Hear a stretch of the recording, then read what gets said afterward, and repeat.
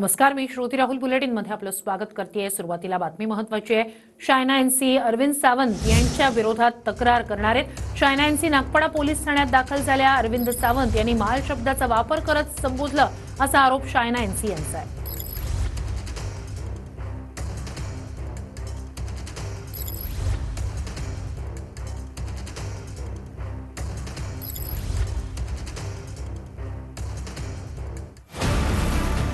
अरविंद सावंतांनी आपला उल्लेख इम्पोर्टेड माल असा केल्याचा आरोप शायना एनसींनी केलाय।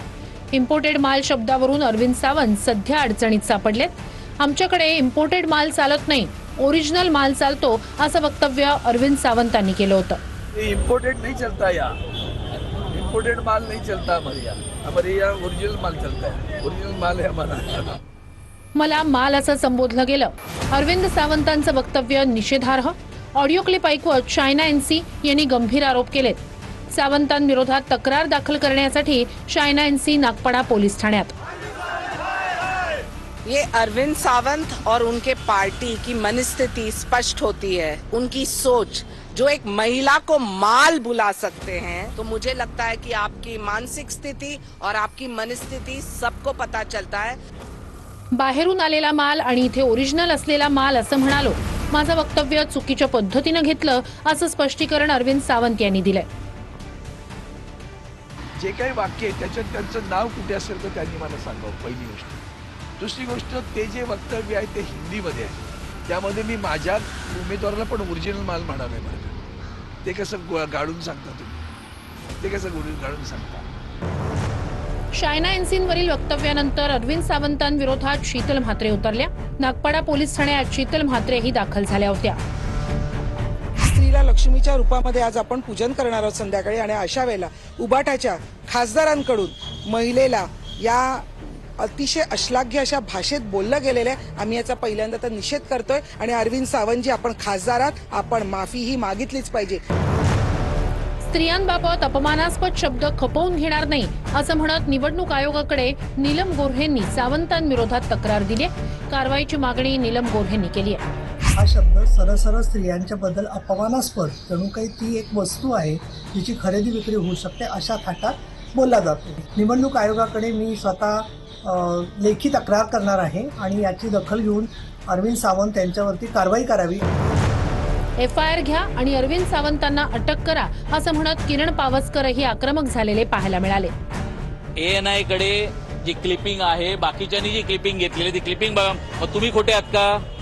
मीडिया खोटा आहे का? तुमच्याकडेच क्लिपिंग आहे, तुमच्याकडनंच जनतेने बघितलेलं आहे, तर तुम्हालाच खोटा ठरवतोय। मला वाटतं हा दुसरा एफआयआर करायला हरकत नाही की मीडियाला पण खोटं ठरवतोय म्हणून। तर वाचाळवीरांनी आपल्या वाचाळाला आवर घालावा असं अजितदादांनी म्हटलं। अरविंद सावंतांनी माल उल्लेख केल्याचा शायना एनसी यांचा आरोप आहे, आणि या प्रकरणी आता अजित पवारांनी प्रतिक्रिया दिली आहे। सर्वांना माझ्यासकट सगळ्यांना आवाहन करी, आपल्या महाराष्ट्राला, संयुक्त महाराष्ट्राचा मंगल कलश ज्यावेळेस चव्हाण साहेबांनी आणला, 2 वर्ष ते मुख्यमंत्री राहिले, त्यावेळेस, आणि 62ला ते संरक्षण मंत्री म्हणून गेले, त्यांनी सुसंस्कृतपणा राजकारणात कसा असावा, राजकारणामध्ये शब्द प्रयोग कसे केले जावे, विरोधकांना कसा रिस्पेक्ट द्यावा, ठीक आहे ना, त्यांना त्यांचं वक्तृत्व तर केवढं जबरदस्त होतं। आणि वाचाळवीरांनी आपल्या वाचाळाला आवर घालावा।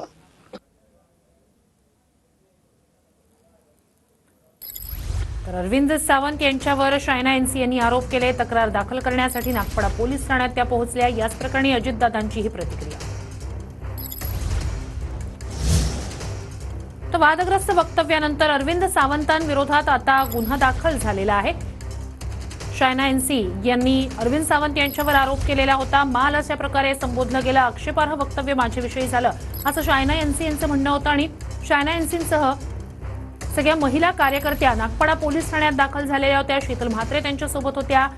आता अरविंद सावंत यांच्या विरोधात गुन्हा दाखल झालेला आहे। याच प्रकरणी नीलम गोऱ्हेंनी सुद्धा महिला आयोगाने या संपूर्ण प्रकरणाची दखल घ्यावी असं म्हटलेलं आहे।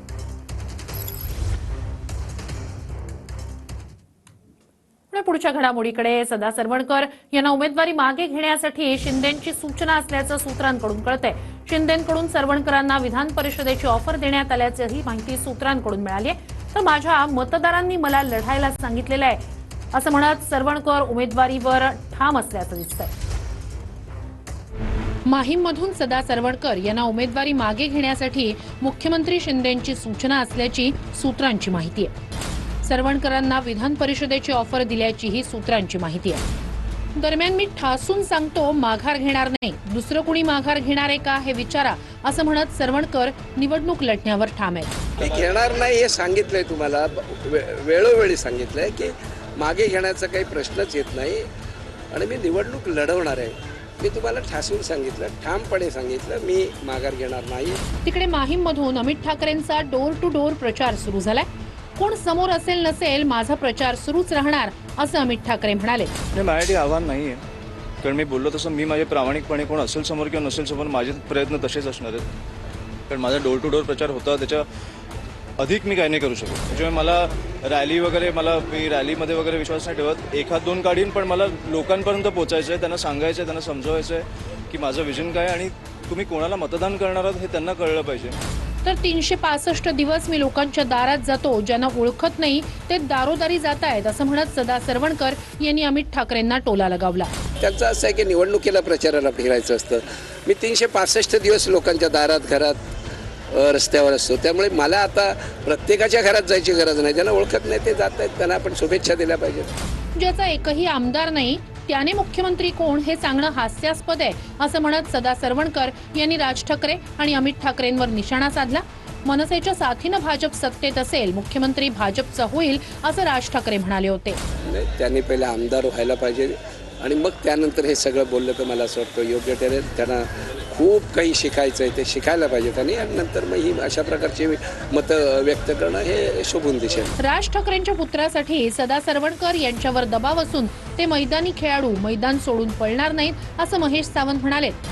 माहीममध्ये लढाई होऊ द्या, मैत्री जपून निवडणूक लढू असं आवाहन महेश सावंत यांनी सरवणकर आणि अमित ठाकरेंना केलंय. महाराष्ट्र नवनिर्माण सेनेचे राजसाहेबांचे सुपुत्र या ठिकाणी उभे आहेत. त्यांच्यासाठी दबावतंत्र करणे योग्य नाही. ते सुद्धा लढाऊ आहेत, राजसाहेब सुद्धा लढाऊ आहेत, होऊन जाऊ दे ना लढाई. दरम्यान गद्दाराच्या नशिबी अनेक ठिकाणी माती खायची वेळ आली आहे असं म्हणत राऊतांनी सरवणकरांवर निशाणा साधला. बघा, हे जे विषय आहेत हे लहान विषय आहेत, हा त्यांचा पक्षाचा अंतर्गत विषय. गद्दाराच्या नशिबी अनेक ठिकाणी माती खायची वेळ आलेली आहे, त्याच्यामध्ये दादरचं बघा. उमेदवारी जाहीर झाल्यानंतर सदा सरवणकरांची भावना रास्त, मात्र मुख्यमंत्री शिंदे त्यांच्यासोबत बोलतायत, ते निर्णय घेतील असं शिरसाट म्हणाले. एखाद्या उमेदवाराची उमेदवारी जाहीर झाल्यानंतर त्याच्या निश्चित या भावना ज्या आहेत त्या रास्त आहेत, त्या चुकीच्या नाहीत. त्याचा जो काही निकाल असेल किंवा त्याबद्दल काय धोरण घ्यायचं किंवा काय सांगायचं हे शिंदे साहेब त्यांना सांगतील, त्यावर आम्ही भाष्य करू शकत नाही. हा निर्णय एकनाथजी आणि त्यांच्या पूर्ण पक्षाने करायचा आहे, कारण ती सीट त्यांच्या कोट्यामध्ये गेलेली आहे. ती सीट भारतीय जनता पार्टीकडे असते तर आम्ही एका मिनिटात निर्णय केला असता, पण ती सीट त्यांच्याकडे असल्यामुळे त्यांच्या पक्षाने निर्णय करायचा आहे. समजा अमित ठाकरेच्या विरोधात भाजपचा उमेदवार असतात, तुम्ही मागे घेतला असता. भारतीय जनता पार्टीने सहानुभूतीपूर्वक विचार करून, कारण राजसाहेब या राज्याला त्यांच्या मार्गदर्शनाची गरज आहे, त्यांच्या व्हिजनची गरज आहे. राजसाहेब जे बोलतात तेव्हा एखाद्या समाजाकरता, महाराष्ट्र मजबूतीकरता बोलतात. असे लोक विधानसभेमध्ये, अमित जर विधानसभेत असला त्याचा फायदा होईल. एक महत्वाची घडामोड आहे. भाजपमधली बंडखोरी टाळण्यासाठी देवेंद्र फडणवीस मैदानात उतरलेले आहेत. बंडखोरी रोखण्यासाठी बंडखोरांना समजावण्यात आम्ही यशस्वी होऊ असं फडणवीसांकडून विश्वास व्यक्त करण्यात आलेला आहे. बंडखोरांना समजावून सांगणं आमचं कर्तव्य आहे असं म्हणत फडणवीसांनी या प्रकरणी प्रतिक्रिया दिली. भाजपमधील बंडखोरी टाळण्यासाठी फडणवीस मैदानात. भाजपमधील बंडखोरी टाळण्यासाठी फडणवीस मैदानात उतरले आहेत. विदर्भातील बंडखोरी टाळण्यासाठी काल रात्री फडणवीस आणि बावनकुळेंच्या मॅरेथॉन बैठका झाल्या. फडणवीस आणि बावनकुळेंनी बंडखोरी करणाऱ्या नाराजांची समजूत काढल्याची चर्चा आहे. फडणवीसांसोबतच्या बैठकीनंतर बंडखोर उमेदवारी मागे घेण्यास तयार असल्याचं बोललं जात आहे. बंडखोरांना समजावण्यामध्ये आम्ही यशस्वी होऊ असा विश्वास फडणवीसांनी व्यक्त केला. बंडखोरांना समजावून सांगणं आमचं कर्तव्य असल्याची प्रतिक्रिया उपमुख्यमंत्री फडणवीसांनी दिली आहे. आमचेच लोक आहेत, त्याच्यामुळे त्यांना समजावून सांगणं आमचं कर्तव्य आहे. अनेक वेळा रोष मोठा असतो, पण शेवटी मला विश्वास आहे की आम्ही सगळ्यांना समजवण्यात यशस्वी ठरू. बोरिवलीतील बंडखोर गोपाळ शेट्टींशी देखील फडणवीस भेट घेण्याची शक्यता आहे. मुंबईतील नेत्यांनी चर्चा केल्यानंतरही गोपाळ शेट्टी बंडखोरीवर ठाम आहेत. नागपुरात संजय बनसोडे यांनी देवेंद्र फडणवीस यांची भेट घेतली आहे. भाजपच्या बंडखोर विश्वजित गायकवाड यांनी उमेदवारी अर्ज दाखल केला. तिकडे नाशिकमध्ये बंडखोरी थांबवण्यासाठी भाजप नेत्यांची धावपळ पाहायला मिळते. मंत्री गिरीश महाजन नाशिकमध्ये तळ ठोकून आहेत. नाराजांची समजूत काढण्याचे गिरीश महाजन यांच्याकडून प्रयत्न सुरू आहे. महायुतीमध्ये मैत्रीपूर्ण लढती होणार नाहीत. आमच्या पक्षातील बंडखोर उमेदवार अर्ज मागे घेतील असं गिरीश महाजन यांनी म्हटलंय. शिवसेना शिंदे गटांनी पण दिलेला आहे. अजितदादांची चिंतित आहे. मला वाटतं या संदर्भामध्ये चर्चा सुरू आहे. 4 तारखेपर्यंत यावर मार्ग निघेल आणि माघारी होतील. इथे अशी कुठे मैत्रीपूर्ण लढत वगैरे आपल्या माहितीमध्ये होऊ नये अशी आमची अपेक्षा आहे. तर होणार नाही असं मलाही वाटतंय. फार बंडखोर असे काही जिल्ह्यामध्ये या ठिकाणी पक्षाचे किंवा पदाधिकारी आहेत ते फार सिरियसली उभे असं नाहीये. काही जणांनी फॉर्म बदलाही असेल पण निश्चित ते या ठिकाणी मागे घेतील. आमच्या पक्षामध्ये कुठे बंडखोरी होणार नाही याची आम्ही काळजी. एक महत्त्वाची बातमी. बारामतीत उद्या 2 ठिकाणी दिवाळी पाडवा साजरा होणार. शरद पवार गोविंद बागेत दिवाळी पाडवा साजरा करणार तर अजित पवारांचा उद्या काटेवाडीत दिवाळी पाडवा असेल. उद्या काटेवाडीत लोक भेटायला येणार आहेत असं अजित पवारांनी सांगितलंय. बारामतीत पहिल्यांदाच 2 दिवाळी पाडवे होणार आहेत. पवार कुटुंबातील अनेक सदस्य देशविदेशात वास्तव्यास असतात. त्यामुळे सर्वांची एकत्रित भेट व्हावी यासाठी मागील अनेक वर्षापासून पवार कुटुंबीय दरवर्षी दिवाळी पाडव्या निमित्तानं एकत्रित येतात. एकत्रित येऊन दिवाळीचा सण मोठ्या आनंदात उत्साहात साजरा करतात. मात्र यंदाच्या दिवाळीत 2 वेगवेगळे पाडवे होणार आहेत. बारामतीकरांनो, सालाबादप्रमाणे यंदाचा हा दिवाळी सण एकत्र येऊन आपण सगळे साजरा करूया. दीपावली पाडवा निमित्त काटेवाडी इथल्या माझ्या निवासस्थानी मी तुमचं स्वागत करतो. चला बंधुभाव जपूया. अजित पवार, राष्ट्रवादी, अजितदादा. उद्या मी काटेवाडीलाच पाडव्याच्या निमित्तानं लोकांना भेटणार आहे. मला बाहेरचे पण लोक धनंजय मुंडे, तटकरे विटकरे म्हणले आता आम्ही तुम्हाला भेटायला येणार आहे. तर म्हणलं ठीक आहे, कारण सहयोगला जरा तेवढं अरेंज होणार नाही. काटेवाडीला पूर्वी पण आपण पाडवा तिकडेच त्या ठिकाणी करायचो. अशा पद्धतीनं साधारण माझं पुढचं वाटचाल आहे. हा एक दिवस असतो तिथे आम्ही सगळ्यांची आतुरतेने प्रेमाने वाट बघत असतो आणि ते आदरणीय पवार साहेबांना भेटायला येतात. हा वर्षातला आमच्यासाठी सगळ्यात महत्वाचा आणि आनंदी दिवस असतो. यंदा पवारांचे 2 पाडवे होणार आहेत. अजित पवार काटेवाडीला पाडवा घेतात, कसं बघताय? त्याची मला माहिती. आता तुम्ही एवढी अपेक्षा कशी काय करता की एकच पाडवा त्या ठिकाणी व्हावा? आता पुलाखालून एवढं पाणी वाहून गेलंय. मला वाटतं दोन्ही पाडवे यशस्वी हो.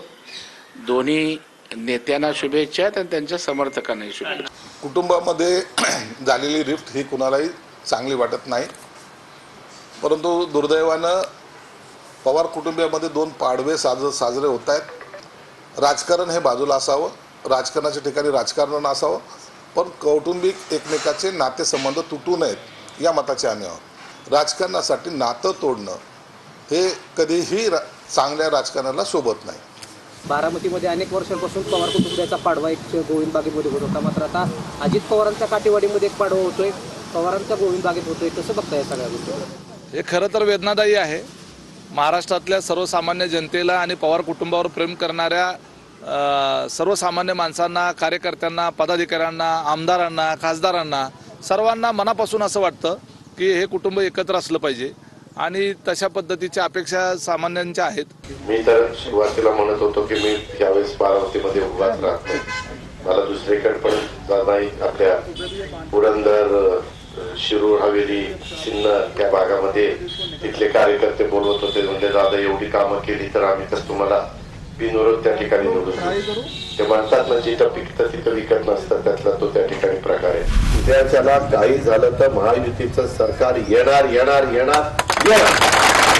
सरकार आल्यानंतर आपल्याला तिथं चांगलं पद मिळणार मिळणार मिळणार मिळणार. आपल्या मळ्याच्या आजूबाजूच्या वस्त्या पण बऱ्याच आहेत.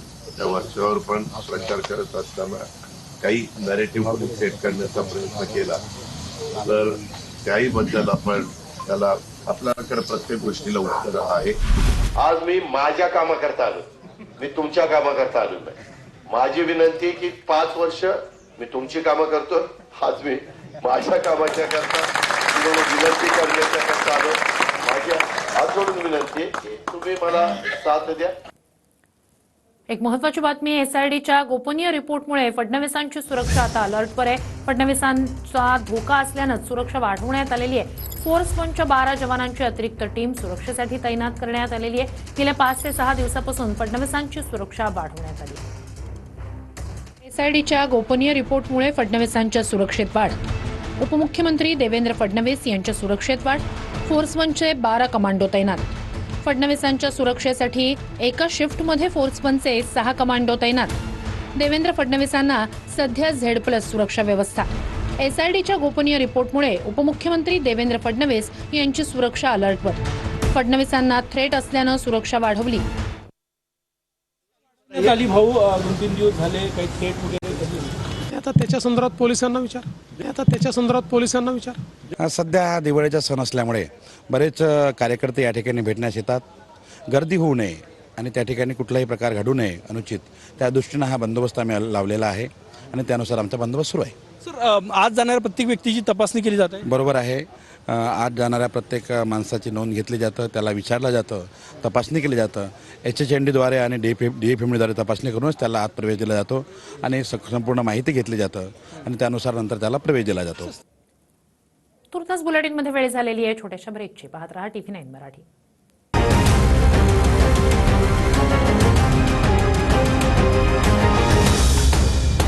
हेडलाईन